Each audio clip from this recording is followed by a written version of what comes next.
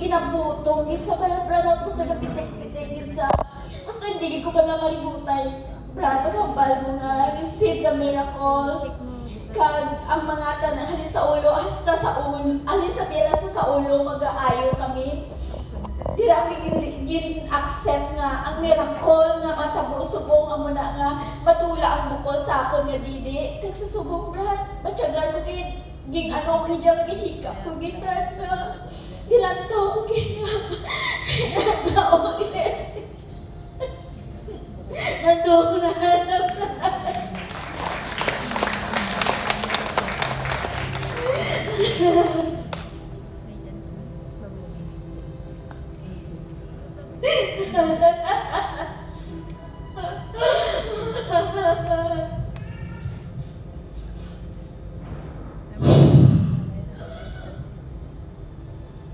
Kung harap na sa kingdom, yara din ang kaayo.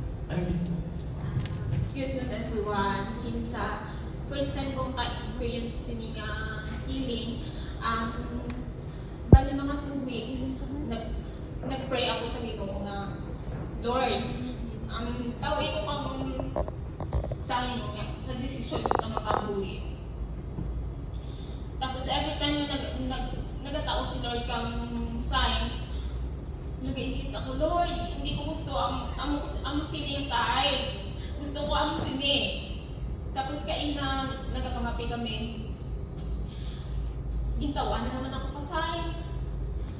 Tapos why ko lang kinamay. Pero kaina, nag-umpisa ang hiling. Na-realize ko tanan-tanan niya, Lord, tama kita ko pasada. Nagpangayawin ako forgiveness na nimo. Kaya namatyagan ko ginang spirit ka Ginoo. Giging patawad na ako, nabatyagan ko ginang palanggan na kita ako patama. Bisan, ano ako ka, hindi ako perfecto mga tao. Thank you, good Lord. Kina-bless mo, gina ako permit. Nakayo na sa kay Jesus. Sige tagaan ito, sino hindi na na. Kaduwagin. Namin ito mga ngayon. Basta pag umag-COVID, dapot na ngayon sa grasya sa iyo. Pero, ang ipanula ng pati. Banal ni Jesus kami matapo, dasod na tulan, dasod na tubig. May mga sinyales ginatag ang ginuulat ng pati.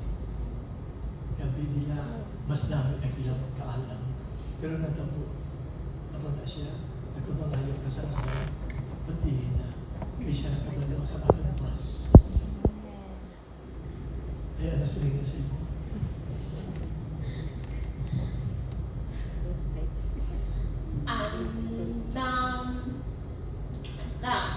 Nabatsagan ko gid ang forgiveness ka Ginoo.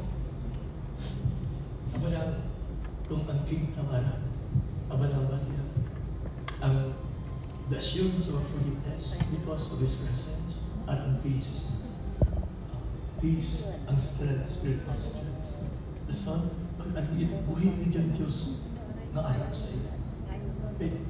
May mga physical, emotional, spiritual nga healing. Kaya Diyos saan? Aba na, kinag-artista, ang ating pagkabinunyagan. Pagday sa Diyos, aba na, imposible sa Diyos nabayaan ang isang kabinunyagan. Kaya napatay siya, ako to ang kunong kita.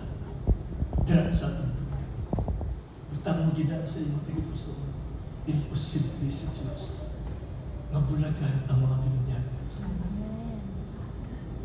Hindi ito magbabayan. Imposible.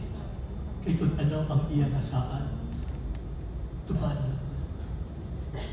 Bisan kamatayon, hindi makabulag sa atin sa Diyos. In Jesus' name, napatay siya na duwasang kita sa kamatayon.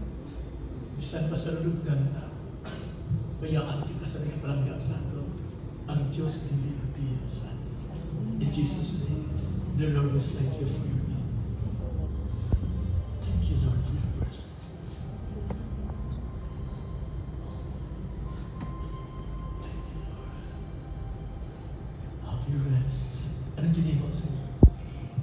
nandun po sa lahat.